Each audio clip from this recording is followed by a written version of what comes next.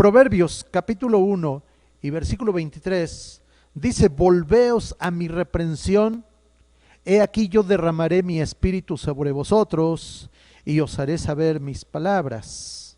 He aquí yo derramaré mi espíritu sobre vosotros y os haré saber mis palabras. La palabra de Dios es lo que más interesa, porque la palabra de Dios vivifica, fortalece. La palabra de Dios abre el panorama. La palabra de Dios nos abre los ojos para que veamos lo que humanamente, físicamente, no es posible para nosotros. Y cuando estamos llenos de la palabra de Dios, empezamos a ver lo invisible. Empezamos a verlo a Él, al Rey Jesús, como Esteban, cuando estaba enfrentando la muerte. Él decía: veo a Jesús sentado a la diestra del Padre. Ahí está Él intercediendo por nosotros. Veremos cosas grandes, maravillosas por la palabra de Dios. No desechemos entonces lo que Él nos dice, porque dice aquí que su Espíritu Santo será derramado sobre nosotros.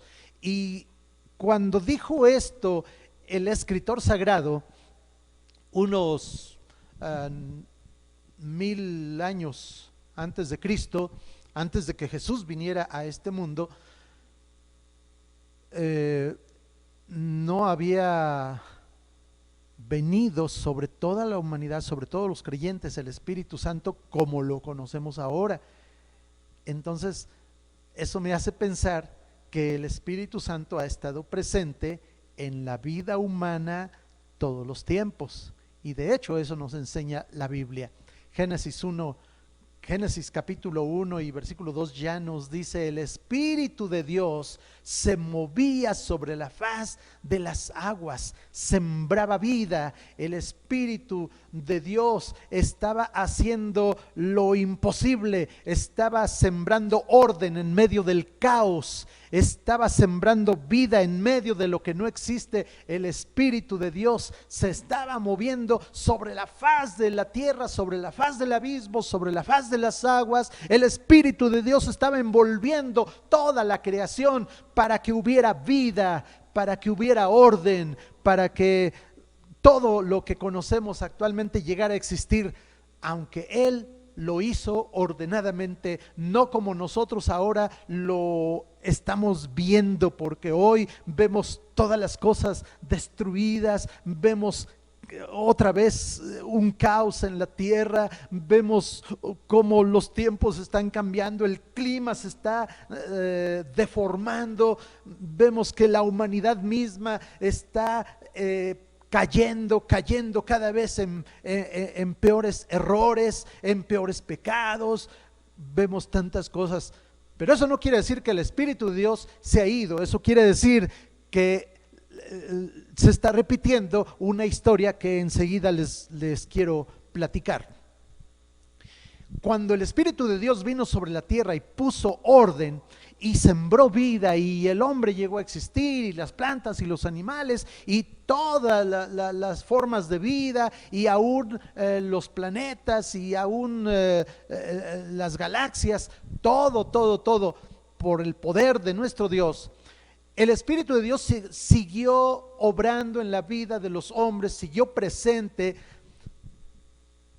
¿Cómo es esto? Bueno, hay una voz que tenemos todos aquí que se llama conciencia, y que nos dice que algo está mal, que algo no está bien, que algo no está funcionando, o que no debemos de hacer esto o aquello. Es una ley natural, no es porque lo diga Moisés, no es porque lo diga Hammurabi, no es porque lo digan las leyes de los países, los códigos morales escritos. No, lo que pasa es que el hombre mismo en su interior sabe lo que está bien, sabe lo que está mal. Eso es traducido como la voz del Espíritu hablando a nuestra vida y diciéndonos cómo debemos de caminar por la vida.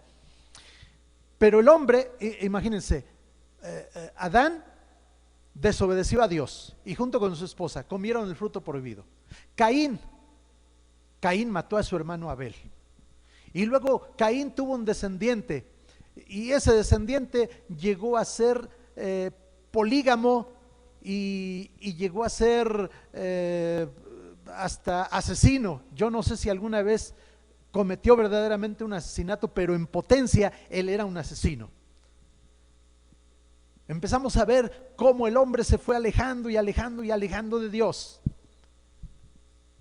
Los descendientes de Set comenzaron a caminar, a clamar a Dios, a buscar a Dios, y se hicieron dos líneas como siempre han existido, una que busca a Dios y una que no busca a Dios, que busca vivir sus propios caprichos, deleites, placeres, que quiere hacer su propia voluntad. Una línea de hombres que se humillan ante Dios, que doblan sus rodillas, que levantan sus manos, que buscan al Señor en lo alto para decirle: ayúdame, ten misericordia de mí, dirige mis pasos.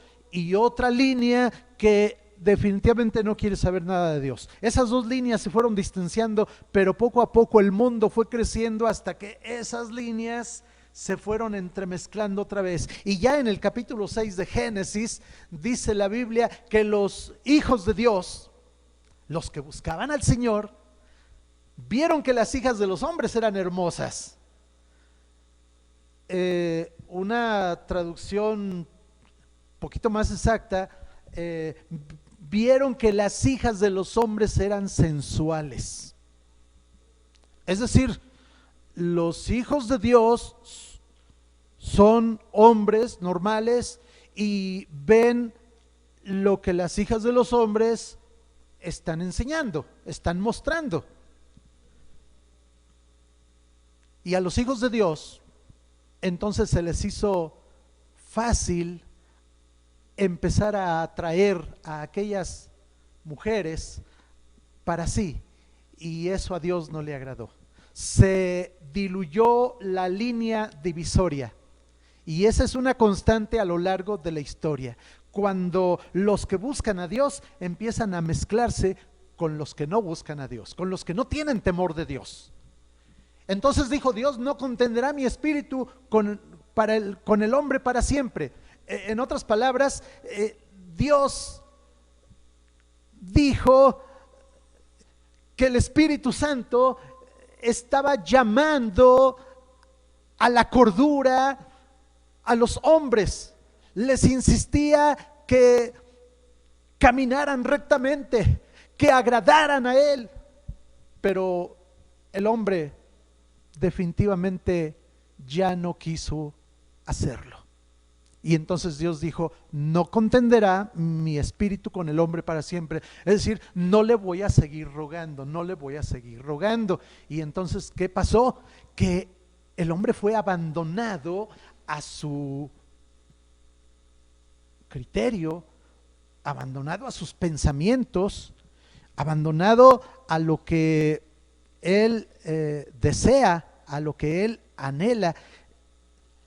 A mí me gusta Romanos capítulo 1, y en el versículo 22 dice que cuando los hombres cambiaron la gloria de Dios incorruptible en semejanza de imagen de hombre corruptible, de aves, de cuadrúpedos, de reptiles, profesaron ser sabios, se hicieron necios, por lo cual también Dios los entregó a la inmundicia, a las concupiscencias de sus corazones.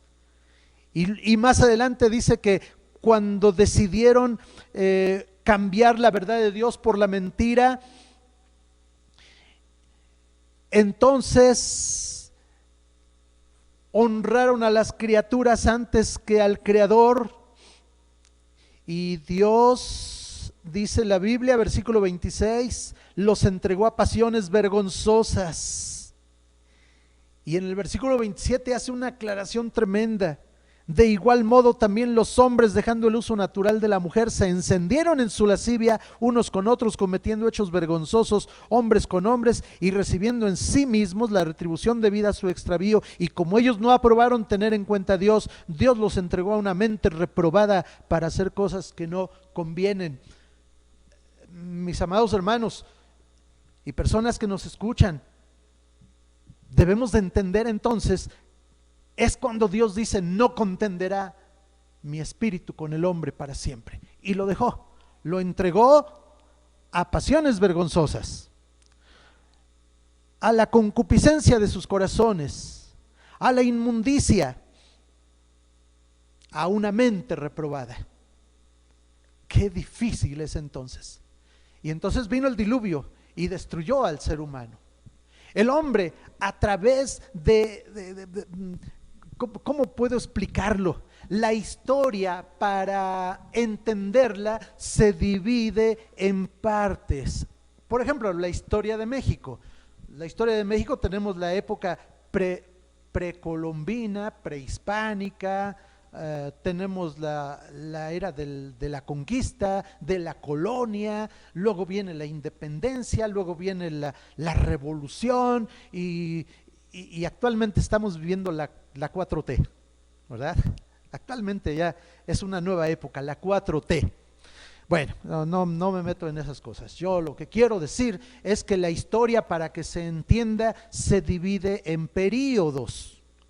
Y de la misma manera podemos ver períodos en el Antiguo Testamento, en la era antigua, la época, por ejemplo, antediluviana, la época postdiluviana, la era patriarcal, o los períodos, el período de la promesa, el período patriarcal, luego viene el período del reino, luego viene el período intertestamentario, o el período del exilio babilónico, y luego viene el período ya del cristianismo, cuando Jesús viene y la iglesia es fundada, y así nos vamos por períodos. Luego viene un período de la iglesia cuando es la iglesia perseguida, y luego la patrística y la iglesia reformada, y antes de la iglesia reformada la iglesia imperial, la iglesia reformada, la iglesia moderna, etcétera, etcétera. Hoy quizá estamos en la iglesia posmoderna, yo no sé, pero hay períodos que hay que estudiar para entender bien la historia. En cada período, en cada época, el Espíritu Santo ha estado presente, y su labor ha sido siempre guiar al hombre al conocimiento de Dios, guiar al hombre a los pies de Cristo, guiar al hombre a cómo vivir agradando a Dios. El Espíritu Santo ha estado ahí insistiendo, motivando.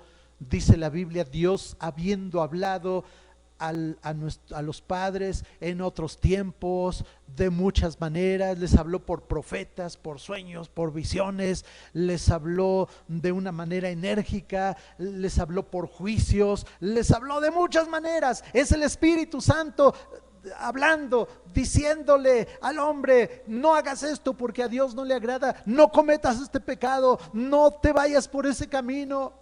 Tenemos ejemplos en la Biblia de cómo Dios le decía a David: no vayas a tal lugar, o le decía: sube ahora y pelea porque yo te daré la victoria. Y a veces le decía: no vayas porque te van a derrotar, mejor vete a otro lado. Y lo vemos en épocas más modernas, cuando el Espíritu Santo le dice a Pablo: no vayas a Asia, vete para Europa.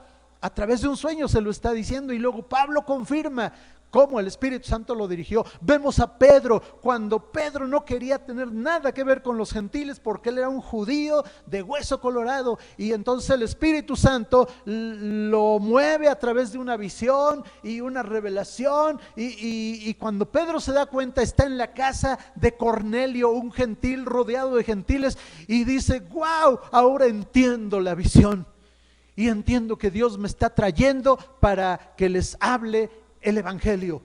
El Espíritu Santo ha movido a los hombres todo el tiempo. Sin embargo, mis hermanos, el problema ha sido cuando el hombre deja la comunión con Dios y empieza a hacer sus propios caprichos, sus propios pensamientos. Cuando el hombre se quiere desligar de Dios y se quiere unir al mundo, el apóstol Juan dice: no améis al mundo ni las cosas que están en el mundo, porque la vanagloria de la vida y la vanagloria de los ojos y lo bello del mundo no viene de Dios. Para nuestro Dios es muy importante que guardemos una sana distancia con el mundo.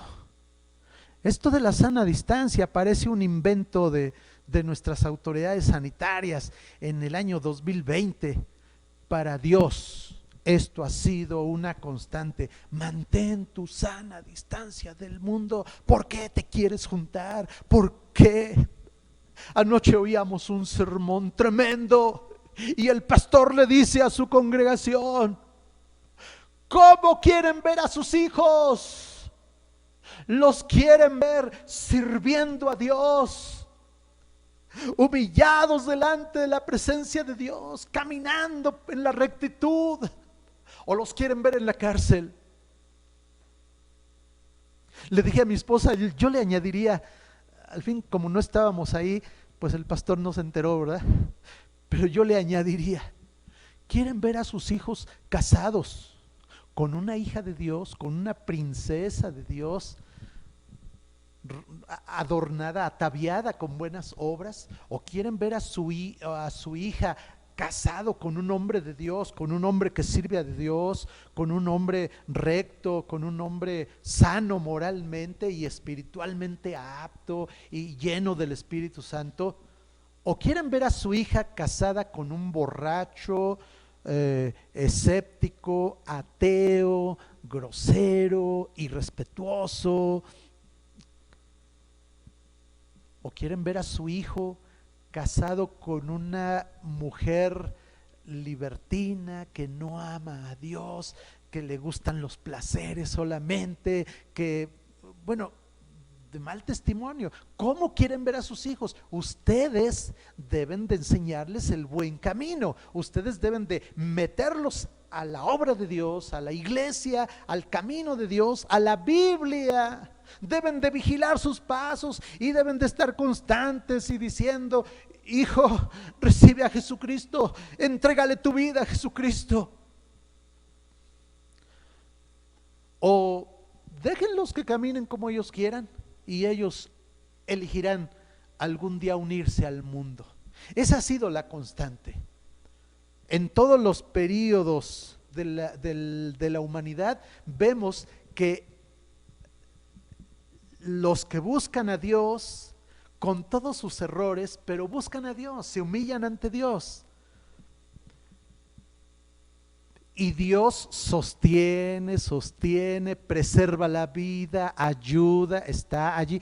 Pero cuando los hijos de Dios empiezan a mezclarse con las hijas de los hombres, entonces Dios dice: me hago a un lado y sigue tus propios caminos. Y las consecuencias son terribles. Si alguien se ha preguntado por qué estamos viviendo lo que estamos viviendo y por qué la iglesia sufre tanto, ¿cuántas veces Dios nos ha hablado por profetas para decirnos: hay pecado en mi iglesia, arrepiéntete, iglesia? Y cuántas veces también muchos predicadores se han levantado por el mundo para decirle al mundo: hay pecado en el mundo, arrepiéntanse. Hoy no los apedrean, hoy los meten a la cárcel, hoy los bloquean en el Face, hoy los censuran, porque el mundo no quiere escuchar palabra de Dios. El mundo no quiere escuchar que se señale el pecado. Pero tenemos que hacerlo. Es la palabra de Dios. Y encontraremos otras formas de llegar al mundo, encontraremos otras formas de predicar. Pero la palabra de Dios se tiene que seguir predicando. Mis amados hermanos, no dejemos de hacerlo. Mis amados hermanos, porque el Espíritu de Dios se está moviendo en esta época como se movió en otras, pero no lo apaguemos, no lo apaguemos. Volvamos como el salmista un día ante el Señor, y yo siempre soy el primero, siempre les digo, no señalo para ningún lado, porque cuando señalo así, hay 3 dedos que me señalan a mí.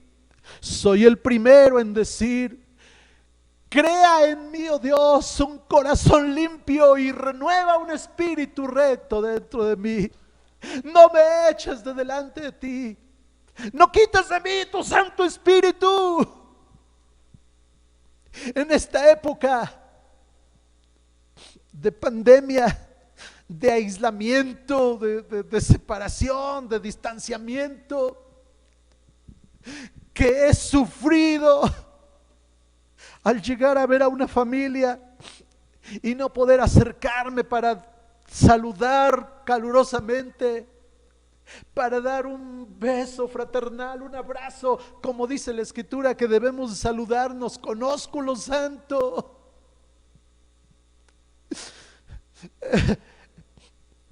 Estamos sufriendo porque a nuestras familias no las podemos,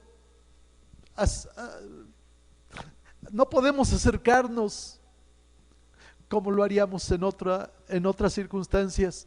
Estamos sufriendo al ver a una persona sufriendo y no poder llegar y poner la mano, como dice la Escritura, y orar por él en el nombre de Jesús, esperando que sane, porque las circunstancias nos están jugando feo.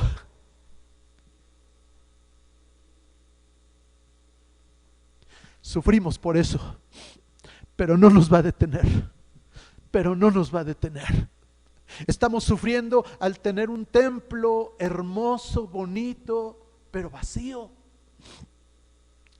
Y predicarles a hermanos que espero que nos estén viendo, que espero que estén conectados, espero que estén juntos como familia. Denle un gloria a Dios si es así, y pongan ahí un mensaje y lo recibimos con mucho gusto al saber que están con nosotros. Pero muchas veces no sabemos si nos están escuchando, si alguien nos está viendo. Ya después vemos las estadísticas, pero ahorita no puedo saber nada. Sin embargo, confío que la palabra va a llegar, confío que la palabra está llegando, y aunque sea en una repetición, pero alguien la va a oír, alguien va a darle un gloria a Dios, alguien va a doblar sus rodillas y decir: perdóname, Señor, porque me estoy acercando mucho al mundo, porque me he acercado mucho al pecado, porque he pensado que como estoy solo, como no estoy en la iglesia, no voy al templo, no me visita el pastor, no hay visitas de este tipo, que estoy pensando que yo puedo hacer lo que yo quiera.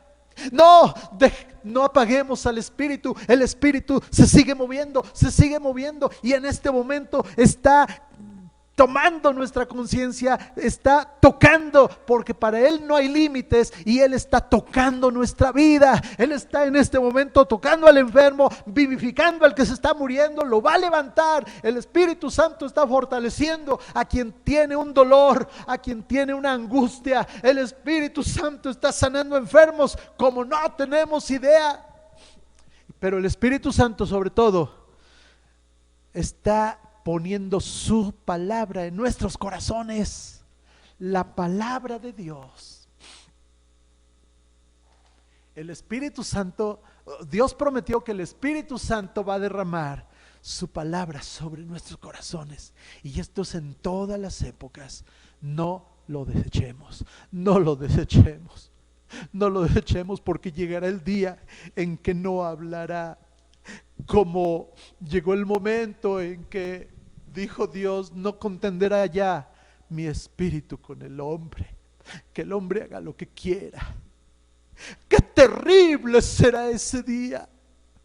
Qué terrible será el día cuando, como Sansón, que despertó aquella mañana entre los amorosos brazos de su amada Dalila, le dijo: Sansón, los filisteos, los filisteos. Y Sansón dijo: esta vez me levantaré como las otras veces, romperé las ligaduras y acabaré con los filisteos. Pero Sansón no sabía que el Espíritu de Jehová ya se había apartado de él. Yo no quiero eso. Yo no quiero eso. Alguien está conmigo esta mañana y quiere pedirle al Señor: no quites de mí tu Santo Espíritu, y Espíritu noble me sostenga. Crea en mí, oh Dios, un corazón limpio y renueva un espíritu recto dentro de mí. Aleluya, aleluya. Quiere orar conmigo. Quiere orar conmigo. Señor, tu Espíritu Santo ha sustentado la vida por los tiempos y las edades. Tu Espíritu Santo ha sembrado vida en este planeta, y tu Espíritu Santo ha puesto en orden el cosmos entero, el infinito, y aún donde nuestros ojos no alcanzan a mirar, ahí tu Espíritu Santo está sosteniendo y está poniendo vida. No es la casualidad, no es el Big Bang, no es la fuerza del universo, es tu Espíritu Santo, es tu Espíritu Santo, es tu Espíritu Santo. Y tu Espíritu Santo también está sosteniendo esta vida débil, frágil y pecadora. Tu Espíritu Santo está sosteniendo la vida de mi hermano Samuel, aunque está inconsciente y está intubado. Y tu Espíritu Santo está sosteniendo la vida de todos los enfermos que en este momento tienen la esperanza de levantarse con nuevas fuerzas.